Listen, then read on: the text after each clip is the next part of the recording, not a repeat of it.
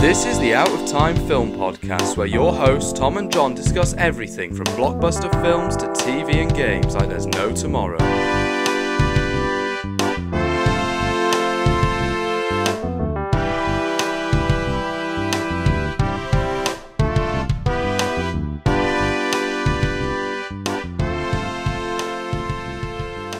Hello and welcome to the Out of Time Film Podcast. My name is Tom and as always I'm joined with my co-host John, and this week we're talking about Across the Spider-Verse. Woo! Yes. Wow. I haven't seen Into the Spider-Verse on the big screen because I don't know why. I wanted to see it, but You were too busy watching Mary Poppins Returns. Oh my god. Yeah, I remember you showing me the movie Into the Spider-Verse and I was like, oh, this is really good. But then I fully changed my mind. It's like one of the best comic book films that I've seen. And now, 5 years later, we were supposed to get the film in 2022. And it would be really interesting to see where that went. They were very adamant that they need the extra time to make this movie as good as it can be. And even those extra 6 months that we got, wow. I mean, okay, so full spoilers ahead for anyone who hasn't seen it, and really, I would struggle to talk about this movie without being able to fully dive into spoilers. So, Across the Spider-Verse, briefly explain the plot for those who don't know. All right. So, after reuniting with Gwen Stacy, Brooklyn's full-time friendly neighborhood, Spider-Man is catapulted across the multiverse, where he encounters a team of spider people charged with protecting its very existence. However, when the heroes clash on how to handle a new threat, Miles finds himself pitted against the other spiders, and he must soon redefine what it means to be a hero so he can save the people he loves most. Fantastic.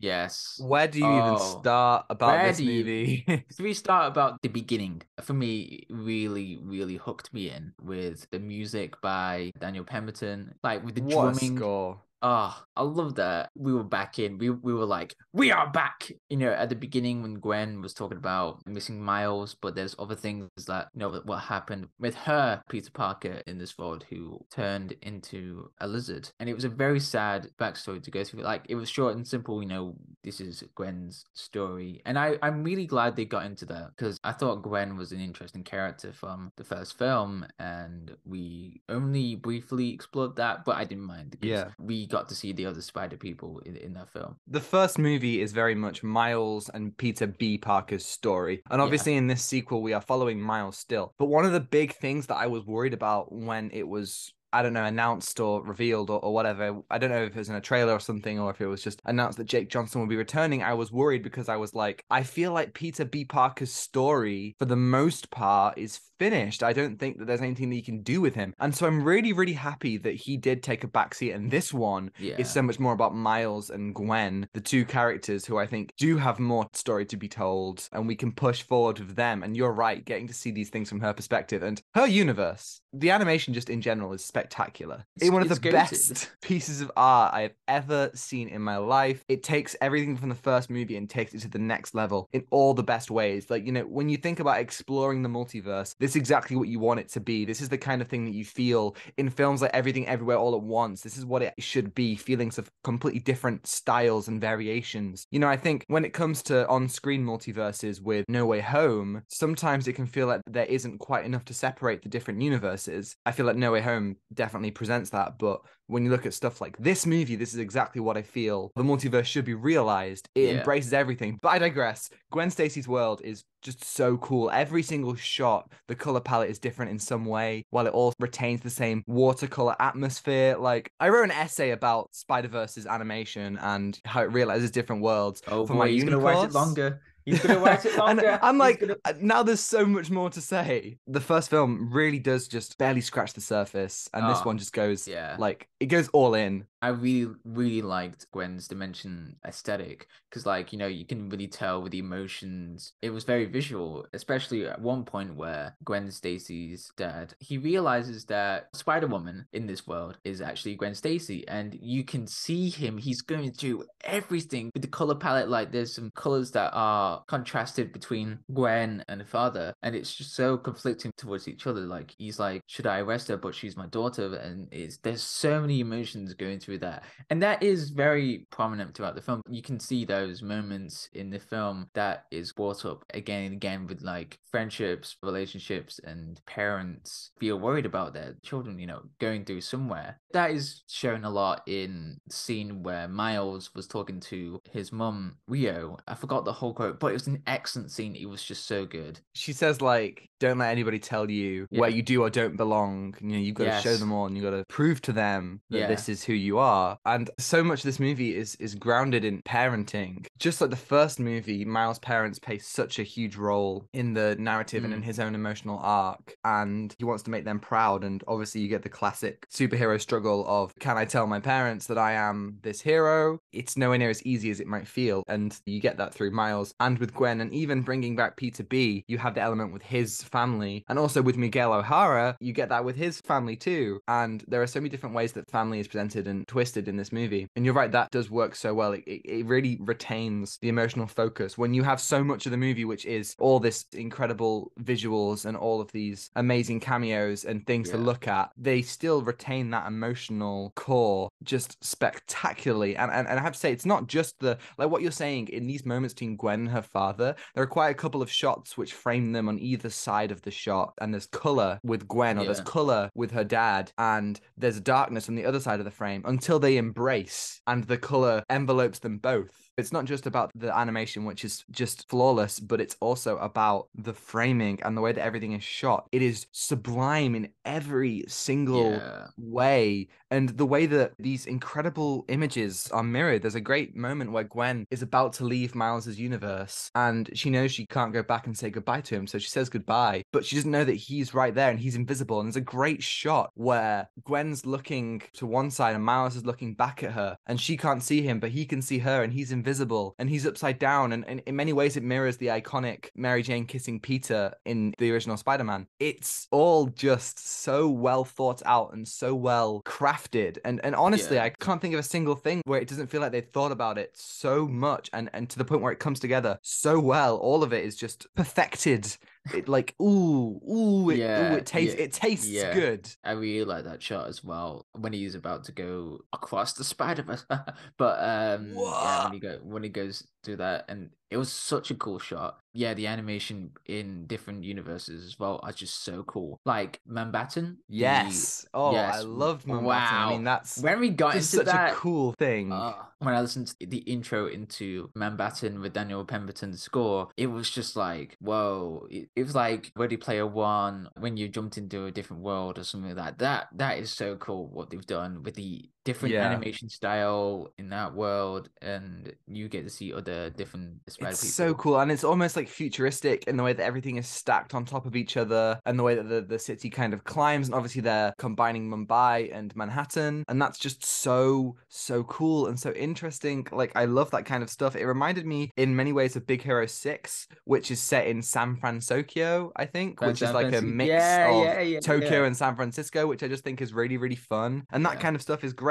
But also they give that whole sequence such relevance. Like, it's like they come there just to find the spot, and they interact with that world Spider-Man, who was an absolute delight. Again, we're making every single Spider-Man different. This Spider-Man is reflecting his Indian culture, and that is so cool. And again, everything's different, animated style. But at the end of that, it's not just about finding the spot. It links into the character arcs of Miles and of all the different other Spider people. And what I loved in this movie was that it had such a complexity. Like in the first movie, and this is not a knock on the first movie at all, but the good guys are good and the bad guys are bad. The gray area is very small. Obviously, we feel for the bad guys in certain ways, and the good guys have their moments where they question their own good. And obviously, there is drama and there is complexity. But this one, it really goes into the gray areas of everything. The amazing reveal that all the Spider people were in on the idea of these canon events, and the fact that Miles is an anomaly and that he isn't actually supposed to be Spider-Man, and that like his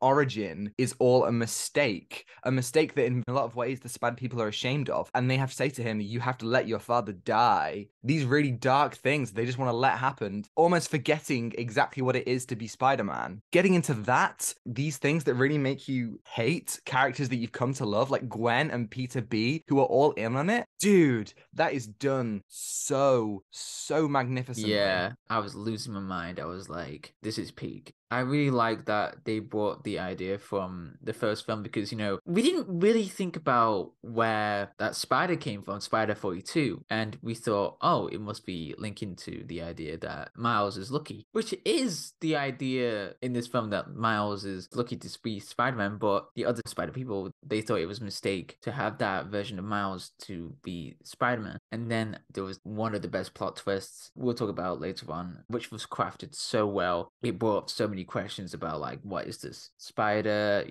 where it came from. And I really like that they explored that in this film because there was no emotional beat that is wasted or any scenes that feel dull or something like that. It just crafted so well to make us feel like we are on this roller coaster and we get to explore these spider people. And the fact that Gwen, as you said, Peter and Gwen, they're in it, and then it's like, oh, so they knew about this whole time, and it just completely breaks your heart about like Miles trying to do his own thing. It twists things from the first movie in a really heartbreaking way. Like the end of the first movie, Miles's monologue at the end, his narration, he says like, whenever I'm feeling alone, I think about my friends who get it. But now you think about, they all think of him in this way, and they all deliberately don't contact him. And he's there, he's out there, he's being Spider-Man, and he's thinking about his friends. And they are actively trying to avoid him because they believe that for the timelines to stay correct or whatever, or destiny, or, the canon event, for all that to stay intact, he needs to distance himself from all the other Spider people to not be a part of this whole canon. And that's really interesting because this film, it has just crazy connections to the first movie that, first of all, it makes this film a sequel, not just in the fact this is another adventure, but it feels like it builds off the first one. As I say, it builds off the first one with the character arcs, and even with Peter B. Parker, who I would have argued that his story was done,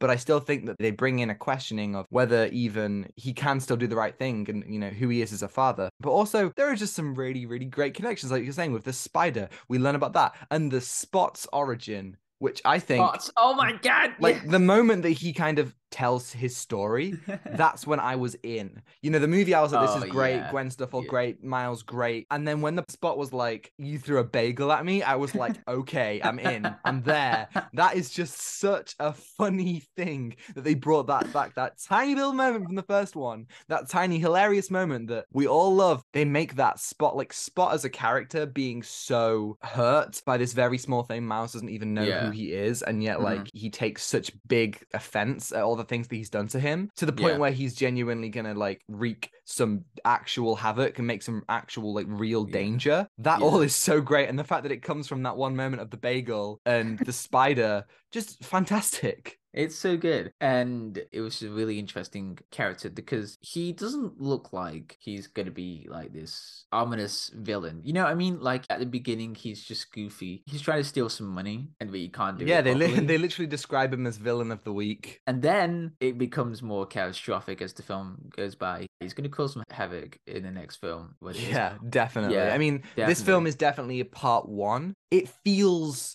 like, Deathly Hallows Part 1 or June Part 1, in the sense that this really, the cliffhanger, it feels like Fast X. In the sense that, like, the cliffhanger, it really is like, this is half of a movie, this is half of a story, and the three movies are all going to work together in one beautiful whole. Like, I really think if the third movie can hit it as well as this movie has, we have one of the best, maybe even the best trilogy of all time on our hands. And I mean that with deadly serious. I think that could be so great. But yeah, the way that this movie ends, it really is part one. And I think, really is, it doesn't end quite as nicely as something like Empire Strikes Back. It's not a complete story in the sense that some part ones are, but I will give it lenience because it really does deliver on that cliffhanger so well. It's insane what they did. The final scene where Gwen assembles the team, and we have Gwen Stacy, and we have Peter B. Parker, and we have Hobie, and we have Spider-Man India, and we have the digital one. I don't know everyone's names yet, please forgive me. And we have Spider-Ham, and we have Penny Parker, and we have Spider-Man Noir all together to save Miles. Guys, that is such an amazing way to end the movie. And Daniel Pemberton's score is working overtime, just hitting every single beat, using all the different motifs and throwing them all together. At the same time, we have Miles and the reveal of the Prowler just wow. Yeah, please listen to Daniel Pemberton's score after you finish so the film. good. It's Holy so good. I don't know if you've seen any of his other work, but the man just elevates everything that he is in. He Like, does. I've Oh my watched God. both Enola Holmes movies, which aren't very good movies, but his score is actually so good.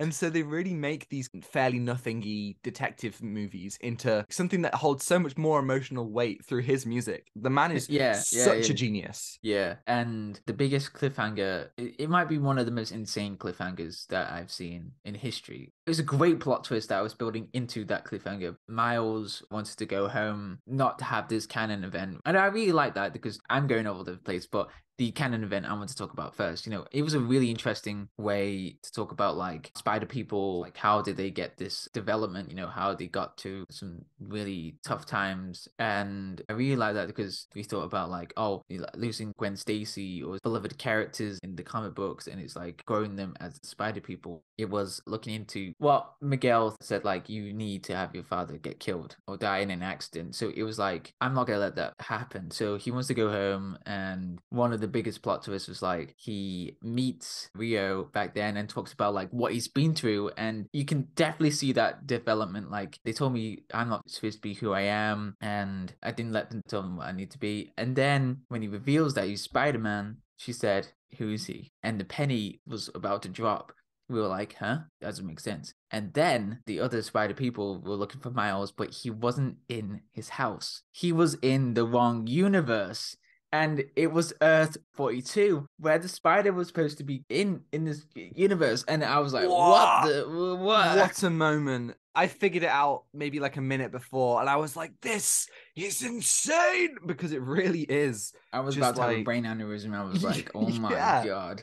I think the way that like this whole movie is constructed, and like, you know what you're saying with canon events and the idea that every Spider-Man has to go through these same trials and tribulations, and the fact that Miles is very much on the side of Spider-Man can always do both. He should be able to always save people. And I think that's very interesting. And there's a lot of ways that you can take this, you know, with Uncle Ben and police captain who has to die, or the love interest who has to die in the case of Gwen Stacy. And I think this brings us perfectly into the cameos of the movie. This is simply just the best use of cameos that I've ever seen. It wasn't intrusive. It wasn't like, yes, there were so many moments where I were like, oh my God, it's this person, or it's that person, or we're in a Lego universe now. Hey, it's Mrs. Cheng from Venom. Like, those things were cool. Yeah. But I genuinely think if I didn't know that, it would not have detracted a single. There were definitely references that flew over my head, but things like seeing Spectacular Spider-Man, or seeing Donald Glover as the Prowler from another universe, or seeing Insomniac Spider-Man, or seeing Andrew Garfield's Spider-Man, or Tobey Maguire's, or anything from the comics, they embrace every single facet of what Spider-Man is, and they also use it all to comment on the character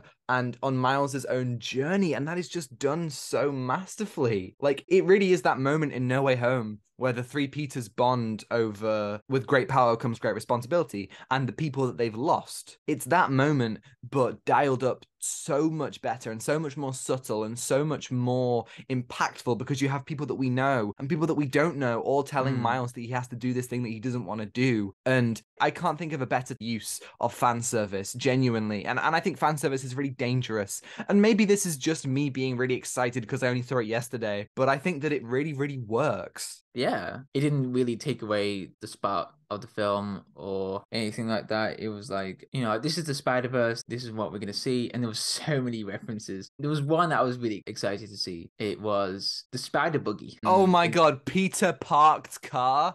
Incredible. Yeah. There are just so many things, even in the background or in the foreground. There was even the Doc Ock Hello Peter from No Way Home in the background at one moment. And I feel like for a good 10 minutes, or maybe even longer, because the pacing of this movie is so fast. Maybe it's not even fast. I was never bored. It really, really captured me. But there was just so many moments where I was doing the Leonardo DiCaprio. I was just pointing at the screen. You know, I was saying things out loud. You know, like, we were in a fairly packed cinema. It was early in the day, but I still felt like I was the only one being like, oh, like when Spectacular Spider-Man, and you know, to me, Spectacular Spider-Man is just the best on-screen adaptation of Spider-Man. I mean, maybe second to Spider-Verse, because Spider-Verse is really kicking everyone's ass at the moment. But Spectacular Spider-Man to me is the gold standard. And seeing him, even if he had one line, and he does, but seeing him be there, amazing. Just so cool that all of this stuff, like, it embraces every single aspect of Spider-Man and the Spider-Man media. It even explains Morbius. You know the end of Morbius when Vulture shows up? Oh yeah, this whole Yeah, thing. like Yeah, that's now like an anomaly or whatever. Like, I don't know, but like there's just so many fun ways that this connects. There's definitely part of me that's worried that they're gonna make this all a part of a big live action Spider-Verse. But at the same time, this movie on its own is just so great. Even if it is setting things up, it does it so well. And I have an email here from Samuel Massa, Sam! as ever. Hey, he's back. And yeah, so Tom, John, it's Sunday, podcast time. Let's get cracking. Okay, so I'm willing to confess that I'm one of the only few people who doesn't think that the first Spider-Verse film is worthy of all the hype. Yes, it's a good film, but I'm not sure that it is the best Spider-Man movie or comic book movie or even animated movie. Don't get me wrong, it's a good movie, but I don't think it's the best. Controversial for some, I know. That being said, I was curious to see whether Across the Spider-Verse would still reach those levels of praise and not fall short like many sequels do. And I can say that I do think that this one deserves those levels of hype. The cameos in this movie were great. Andrew Garfield, Tobey Maguire, and Tom Holland were seen/referenced. Insomniac Spider-Man was there, Spectacular Spider-Man, Bombastic Bagman, Spider-Punk, Ben Reilly, Big Up Andy Samberg, Web Slinger, and even Spider-Horse and Lego Spidey. I loved seeing all these characters, and I'm sure I missed so many more. I really like the butterfly effect in this movie. I think that's the right one small action setting off a chain of events. But I believe this in real life. I just think that's what happens sometimes. Something so small like throwing a bagel at a random guy can set things in motion. Really loved that. The canon events were such a unique and interesting idea. Losing someone or something that leads to being the spider, the protector of that world. Spider-Man often shows a brutal sacrifice for the greater good. And I love how Miles decides he can change that, challenge the status quo and make change. I think that's a brilliant lesson. We don't always have to accept things the way they are. We don't have to take life lying down and let it walk over us. Instead, we can change things. We can be like Miles and not take no for an answer. So overall, I really love this movie. Really do. I think going back and watching the first one and then the second one will help me appreciate the movie more. Who knows? Anyways, I've rambled enough. Thanks for the pod, gentlemen. Keep up the good work. It's appreciated. Take care, Thank you, Sam. Thank you, Sam, as always. I mean, yeah, there's just so many really amazing elements. And I do think that, again, hopefully the third movie will be this good again. But Yeah. all three of these movies are going to work so well together. Like, I'm already appreciating the first one so much more with the way the second one has woven into it. Definitely. Like, there's a lot that takes from the first movie and it just interwovens into here. Yeah, it was so cool to watch. It was so cool. But the funny thing is that the cinema we were in, you might know. Oh my God. Yes. There was a fly wow. in the cinema all the way through the film. It was like stuck to the screen or something. And it kept moving. So there must have been a fly that was just crawling all over the projector and it was just crawling across the screen in so many moments. And I feel like in the middle of the film, you forget it's there because there's so much happening on screen. And then afterwards, it reappears again. And genuinely, it was so annoying. And I don't think it ruined the film. But there was definitely one point at the beginning where I was like, wait, no, it's intentional. The fly is actually part of the film. It was just like so brilliant. I loved it. Yeah, it was so annoying to see. But I want to see it again and see how do I feel about the film. You know, I want to see it again. You know, like, did I miss any of the emotional beats, or, you know, was it there? I mean, it was all there, but I just want to see it again, just because it's just awesome. What do you think about that cliffhanger? I don't see how it will ever. Like, I know that they're making Across the Spider-Verse and Beyond the Spider-Verse at the same time, but I generally have no idea how they're going to satisfy. I really like the idea of without Spider-Man and without his father, Miles does go down a really dark path. And, you know, they've brought back Aaron in a really interesting way. Like, some of this stuff is just, who would have thought it? But it really is, you know, a logical and interesting jump from the first movie to this. And it just goes 10 times more insane where it's going to go. I don't know where it's going to go for the next film. They're going to have to pull something really great. Yeah, I don't know. Like, I'd have to give it more thought, but this is a really strong contender for my favorite comic book movie ever. Previously, it was Into the Spider-Verse, but this movie might have even topped Into the Spider-Verse. I don't know how that's even possible, but it might have done it. Yeah, it might have done it. And this is just an incredible experience to watch on the big screen. Like, the music, the voice acting, and the story, and the character development. It was peak. It was right there. And it was fantastic. I'm going to say it. It was perfect. I have to agree. I mean, do I even have to ask, but what are you going to give it out of 10?